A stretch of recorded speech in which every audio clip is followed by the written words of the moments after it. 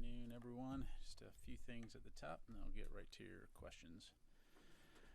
This morning, U.S. Central Command announced that they conducted their second combined humanitarian assistance airdrop into northern Gaza.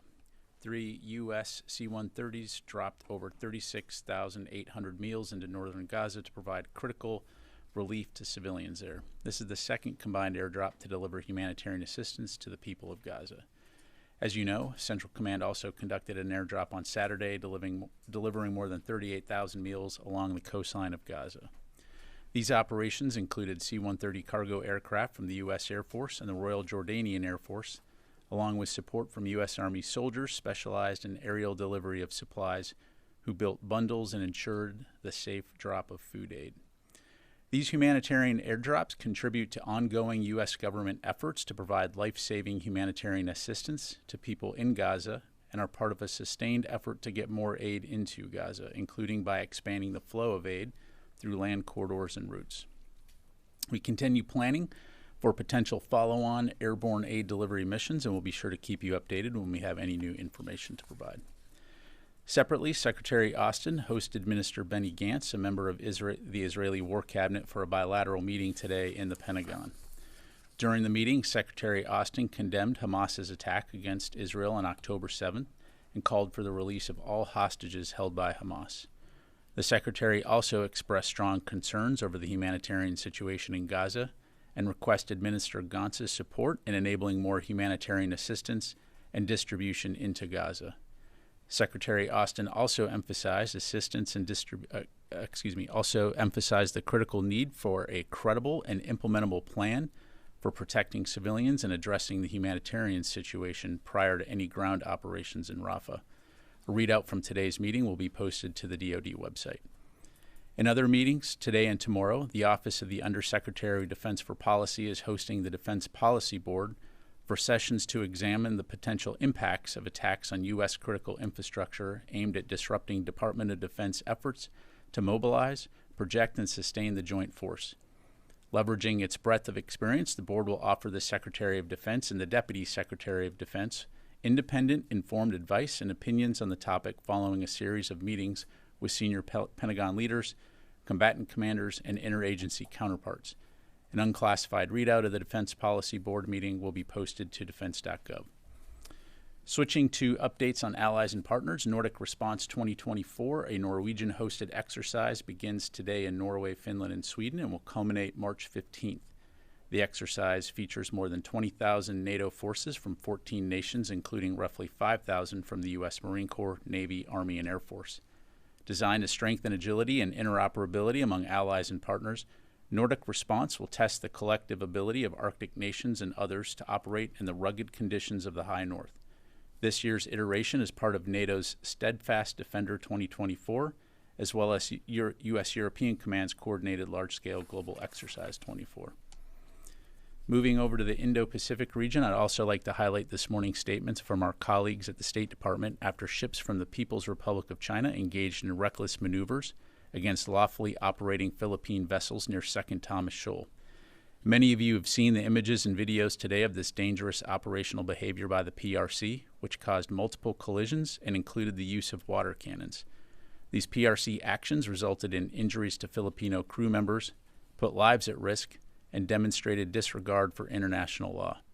We call on the PRC to abide by the International Tribunal's legally binding decision in 2016. The United States is going to continue to stand by our Philippine ally, and our commitment to our mutual defense treaty is ironclad. Finally, the Department would like to recognize Women's History Month, which is celebrated across our nation every March. We honor the trailblazing women who have paved the way and those who continue to serve and lead at all levels across the armed forces. We recognize their invaluable contributions to our military and civilian workforce, and their service and sacrifice are a cornerstone for the Department and our nation's history. And with that, I'll take your questions. We'll start with AP. Tara, you're sitting on the opposite side of the room today. Just throwing you off, isn't it? First, I wanted to ask about the sea cables that were cut. Does the U.S. have any better indication of how they were cut, if the Houthis were involved, and if there's any steps that the Navy is going to take to further protect these cables? And I have a couple more. Yeah. Thanks, Tara. I don't have anything to pass along to you now. As you know, this is something obviously that we're looking into. But I just don't have any updates to pass along right now. Okay, what about the idea of a maritime corridor? Has DoD been asked to look at options or see what ships would be available to be able to establish a maritime corridor for aid to Gaza? So what I can tell you right now is that in coordination with the U.S. interagency and international partners, we are actively reviewing options for a maritime corridor for humanitarian assistance into Gaza, including potential commercial and contracted options. I don't have more to announce at this time regarding what that would be, but obviously we'll keep you updated on that front. Just one follow on that. Would that include using U.S. personnel, military personnel in Gaza to help deliver stuff, or is it just offshore at this point? Yeah, again, so we would be only in a supporting role, are in a supporting role when it comes to providing U.S. government humanitarian assistance. And so certainly were we to be involved in that, it would be in the form of unique DoD capabilities. The U.S. Agency for International Development is the lead coordinator for the government when it comes to humanitarian assistance. And so, again, we'll continue to work with the interagency on what that might look like going forward. Okay, just one last on Ukraine aid. Is the building still looking at options of using the last $4 billion in authorization, given that Ukraine's state of affairs seems to be pretty dire? Yeah, so I don't, again, have anything specific to announce in terms of additional aid. We continue to urge Congress to pass the supplemental as soon as possible so that we can support Ukraine in its time of need and, of course, replenish our own stocks. As you've heard us say, Ukraine needs the full resources that are available in that package, and there's really no other way to meet fully their requirements on the battlefield. Thank you. Let me go to the other side of the room, Tom. But Pat, these airdrops, it sounds like they're going to continue. Will there be any coordination with anyone on the ground as you drop these, or just kind of drop them along the coast and any civilians nearby can just go up and grab the stuff? So right now, and again, in terms of the coordination of the drops, we are coordinating this with Israeli Defense Forces and are also communicating through text message to local residents to ensure their safety prior to the drop. I think what you're asking, though, is in terms of when they land on the ground, is there anyone there to receive them? And no, that's not the case. But again, we're attempting to do these in a way that they will be able to land safely and that the civilians who need that aid are able to access the aid. Thank you. Carl. Thanks.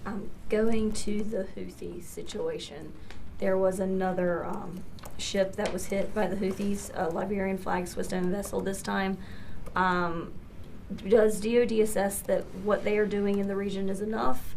Is there a need in the Pentagon's assessment for additional resources in the region to try to safeguard ships? Yeah, again, I don't have anything to announce, Carla, in terms of additional resources going to the region. As you know, this is an international, multinational effort to address this problem, and so that will continue to be our approach, is to work with international partners and allies to disrupt and degrade Houthi capabilities, but most importantly, to work with international shipping companies and countries around the world to help ensure that they can safely transit that waterway. But are there enough resources, military resources, being put into that region right now to stop the Houthi attacks? Again, we have a significant amount of capability already in the region, but it's not just about the U.S. We will continue to work with allies and partners, and as we continue to need more, we'll certainly work with them and certainly are willing to take any and all helpers on that front. Let me go to the phone real quick here. Washington Post, Missy Ryan. Hi, Pat. Just wanted to follow up on Tara's question, and I have a separate question. So regarding the maritime planning, just to press you a little bit more on that, is it accurate to say that you mentioned that the United States would be in a supporting role? Is it accurate to say that the United States might be involved, but that American military personnel would not be delivering aid on the ground in Gaza? Yeah, to clarify, Missy, what I said was the Department of Defense would be in a supporting role when it comes to providing U.S. government humanitarian assistance. I mean, as you know, the United States government has provided more than $180 million in humanitarian assistance to Gaza since October 7th. And so the DoD is supporting that broader U.S. government interagency effort to deliver aid. So again, I don't have anything to announce right now.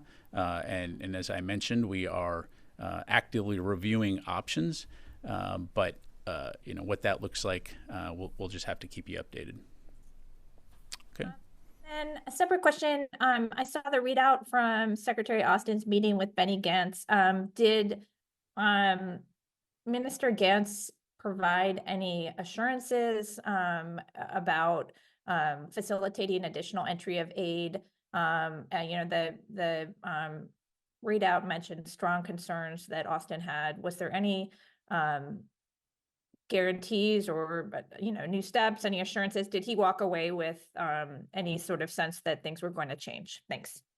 Yeah, thanks, Missy. As I'm sure you can appreciate, I won't speak for Minister Gantz. Again, the Secretary appreciated the opportunity to meet with him, but beyond what we've provided in our readout, that's about the extent of what I'm able to pass along. Thank you. Joseph.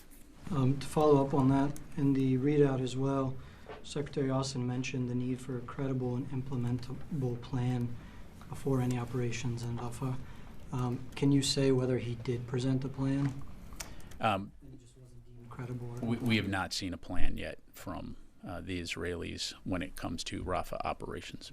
And the second one, does the department think that it's necessary for congressional approval under the War Powers Resolution for any further strikes or operations in Yemen, seeing as I think it's been about 60 days since the first strikes were carried out? Again, I know the White House has talked to this extensively in terms of, UN resolution, in terms of the inherent right to self-defense, and of course the president's under his Article 2 authorities to self-defense. And so, again, I just refer you to that. Thank you. Hey, Pat, can I just quickly follow up? Has the Pentagon seen any Israeli military plan when it comes to Gaza going back to October? I'm not going to get into the specifics about what we've seen other than, we've had an ongoing dialogue with the Israeli Defense Force and Ministry of Defense in terms of what their operations are. As you know, we communicate at multiple echelons, not only here in the Pentagon, but also at U.S. Central Command. And so, generally speaking, they keep us informed on what they're looking to do. But ultimately, at the end of the day, they're executing the plans that they develop. But you can't say whether or not you've actually seen a plan or not going back to October. Well, Joseph's question was about Rafah, Rafah operations. In Gaza, operations going back to October. Have they shared any specific military plans with you? In the past, they have shared operational details with us. I'll just leave it at that. Ma'am. Thank you, Pat. A follow-up, you said that you're coordinating with the Israeli Defense Forces and communicating through text message to local residents to ensure their safety on the airdrops. Can you elaborate on that? Who are you coordinating with for the local residents on the ground? Are cell phone companies involved, and what does connectivity look like? How does it all work? I don't have any more details to provide beyond what I passed along. Thanks. Tasha. Thanks, General Ryder. So you mentioned that discussions are underway about the maritime corridor, and there have been renewed calls in Congress to send a hospital ship to the area, including by Senator Angus King. So is that something that is being discussed as well in addition to this maritime corridor? Yeah, thanks, Natasha. Again, I don't have any specific details to provide other than, again, we're going to work closely with the interagency to look at what the requirements are, how best to meet those requirements. And as I mentioned, that could include both commercial or contracted options, but recognizing that the DoD has unique capabilities, that's what we will bring to the discussion. But again, I don't want to get ahead of that planning process. So, okay. Yeah. Yeah, thanks. So given that there are aid trucks at the border waiting to go in that are being held up, this seems like it's putting the U.S. in a position to have to airdrop aid, which is known to be more dangerous and expensive. Is the Pentagon frustrated that it's being put in this position due to how Israel is conducting its operations? The Pentagon doesn't get frustrated. We just get busy. So So, I mean, clearly, as the president has highlighted, not enough aid is getting into Gaza. And so the Department of Defense is supporting that broader U.S. government effort to help contribute to that. Certainly, we want to see more aid being delivered via ground routes. And again, this is part of the discussion that we're having with the Israelis in terms of how can they work to ensure that those routes are open and that aid can get in quicker. You know, it's obviously a very complex situation on the ground. It's not like trucks can just drive in. There's a screening process, and then, of course, there's safety and security of getting that aid to certain locations. But all that to say, again, as you heard the president say, aid is not getting in fast enough. And so these airdrops that we started over the weekend are intended to help supplement those efforts. But we won't stop there. Again, USAID and others will continue to look at ways that we can expedite aid getting into Gaza, also in coordination with other countries from around the world. Thank you. Let me go back to the phone here. Let's go to Phil Stewart, Reuters. Hey there. Could you give us a sense? We'd asked yesterday about when the meeting with Minister Gantz was scheduled, and when at the time yesterday we didn't think he had a meeting with Minister Gantz. When did that wind up being scheduled? And then just to press on Missy's question,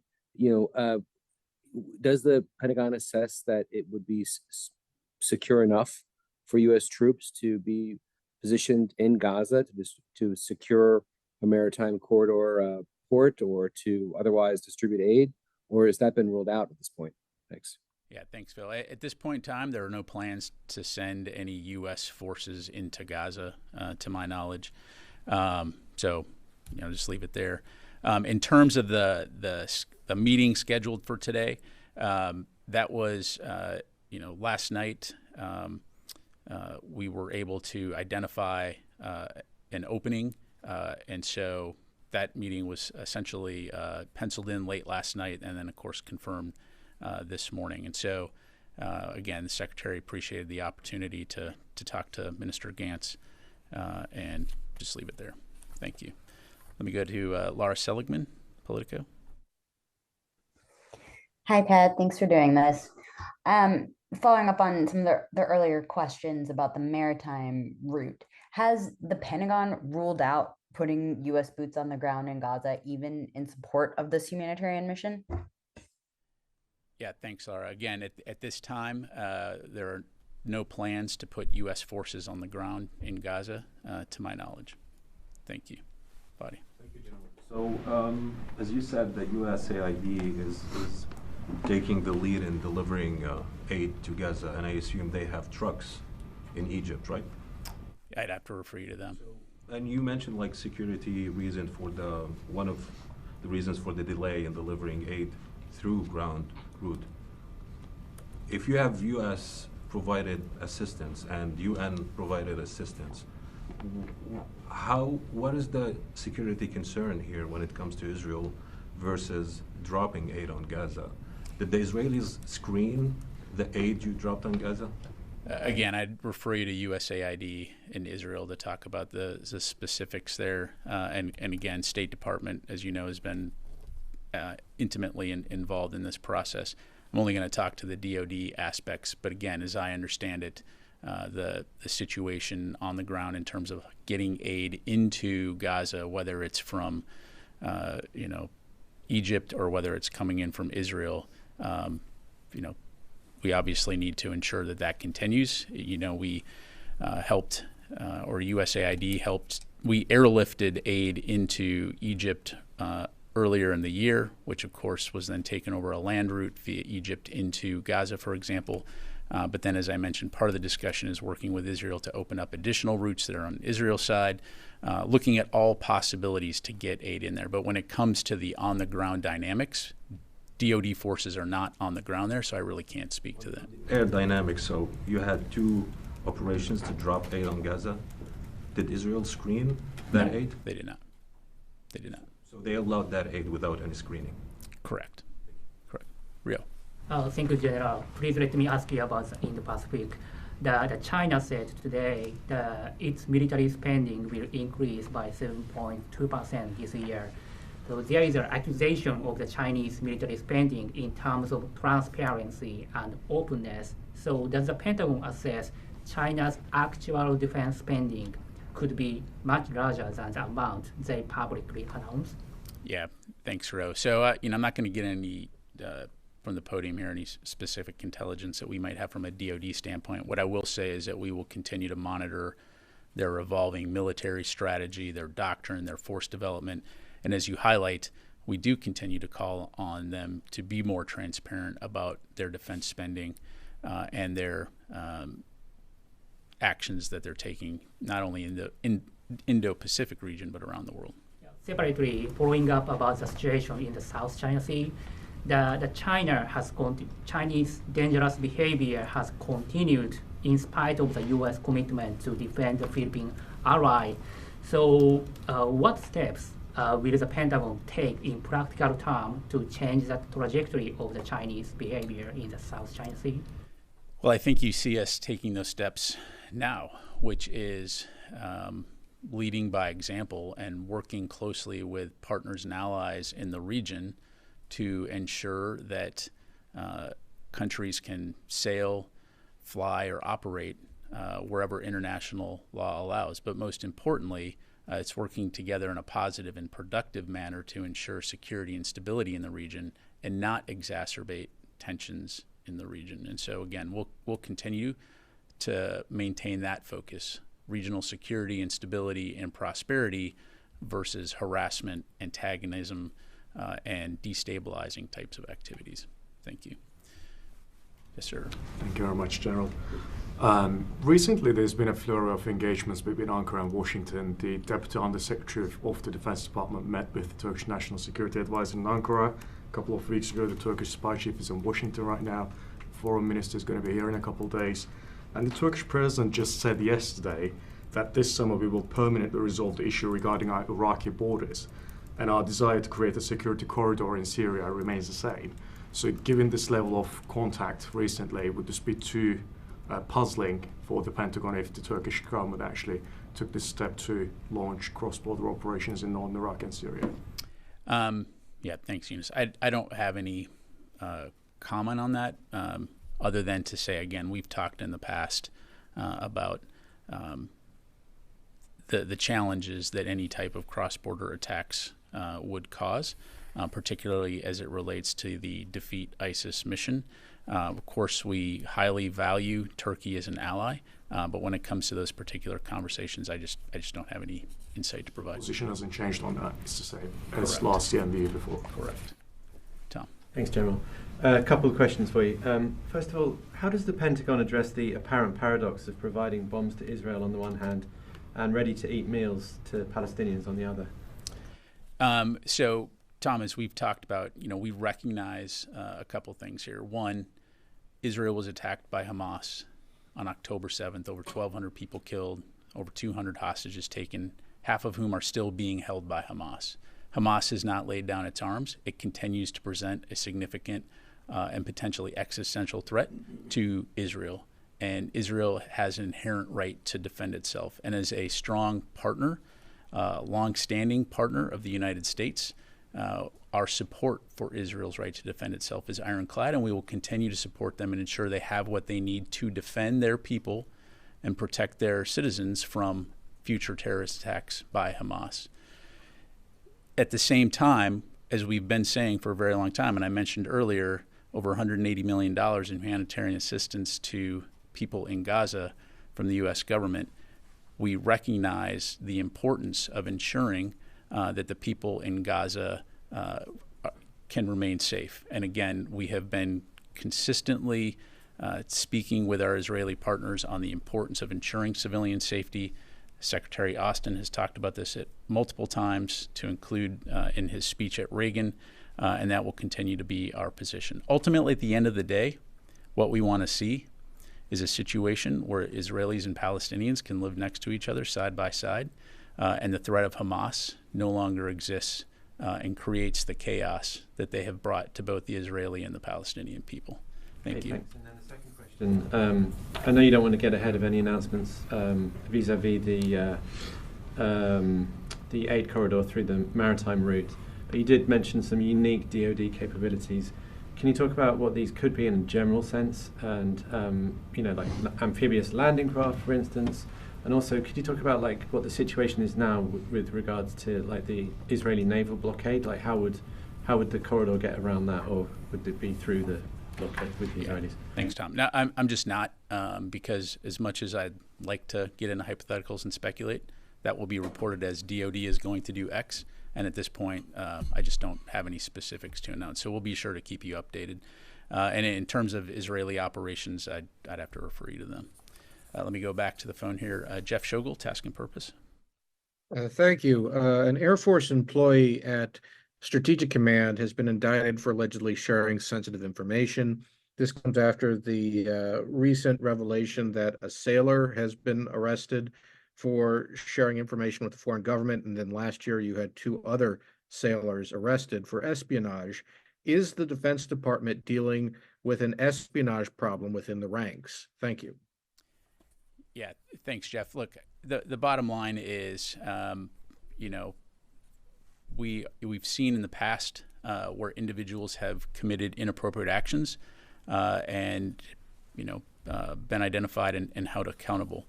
Generally speaking, to answer your question, no.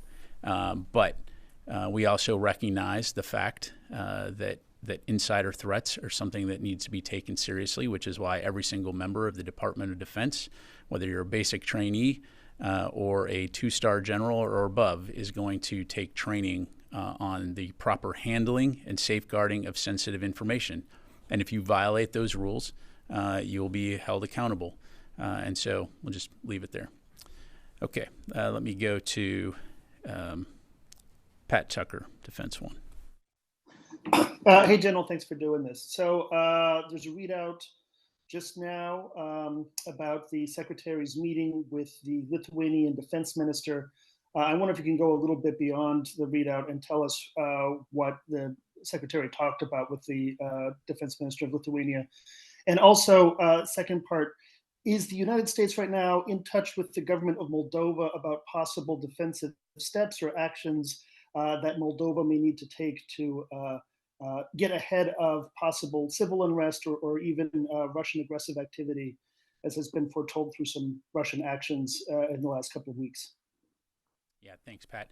Listen, I really don't have anything to provide beyond what was in the readout. A very productive meeting. The Secretary appreciated the chance to talk with the minister about the strong bilateral defense relationship between the United States and Lithuania, and as the readout highlighted, expressed the support that Lithuania is providing for Ukraine and also the NATO alliance. When it comes to Moldova, I don't have anything specific here to provide, Pat.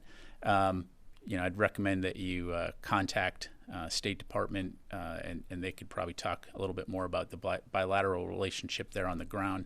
But I don't have anything beyond that. Thank you. Let me go to Jared from All Monitor. Thanks, sir. My question has been asked. And Heather from USNI. Hey, thanks so much. So I know that there was questions about the hospital ship, and so I guess why hasn't the U.S. sent a hospital ship over to Gaza as it's trying to increase the humanitarian aid that's being prevented when we have 2 hospital ships that are available? Yeah, thanks, Heather. So again, as we've talked about before, our primary focus in the Middle East region has been on protecting U.S. forces and citizens in the region. It's been on supporting Israel and their inherent right to self-defense. It's been on working to support the release of hostages, and it's been on ensuring that this conflict doesn't expand into a wider conflict. But again, as we see the situation developing in Gaza, and as we see that enough aid is not getting in, the DoD can contribute in that regard and has been asked to help deliver aid via airdrops, which of course we've done. So again, don't want to get ahead of the process. As I mentioned, we're actively reviewing options, and if that entails assets, like the things that you highlight, then certainly we'll have more to talk about then. But again, I just don't want to get ahead of that process right now. Okay, time for a few more. Yes, ma'am. Yeah, so the airdrops, they are expensive and complicated. So how long do you believe that they're actually sustainable? Well, the tempo for potential future airdrops missions will depend on a variety of factors, risk assessments. But the bottom line is, we will continue to look at ways that we can get aid in via air. I'm not going to publicly preview, the tempo and the timing of those future drops, in part to ensure a safe drop zone, obviously, for civilians in Gaza. But look, again, as the president said, not enough aid is getting in, and so we're going to do our part to assist in that process and assist the broader U.S. government effort to get aid in. Thank you, Tara. I wanted to ask about Haiti. Given the deteriorating security situation there, is the Pentagon considering sending U.S. troops or ships to be a deterrent from this turning into a bigger problem? So I don't have anything to announce right now. To my knowledge, we're not contemplating sending U.S. troops to Haiti to conduct security missions, for example, to support Haitian armed forces or police. We are definitely monitoring the situation closely. We're maintaining, close contact with State Department on the situation on the ground there. But at this stage, this is where we're at, Tara. Some critics have said that a multinational force just won't be enough, and it will require U.S. troops to get the situation under control. And that's an interesting statement. Okay, Louis. Two questions. First, on the statement, the readout from the meeting this morning with Minister Gantz. It says that the Secretary expressed strong concerns about the humanitarian situation in Gaza. You've laid out scenarios about why the administration is concerned. What are some of the concerns that the Secretary has, and how did he express them strongly?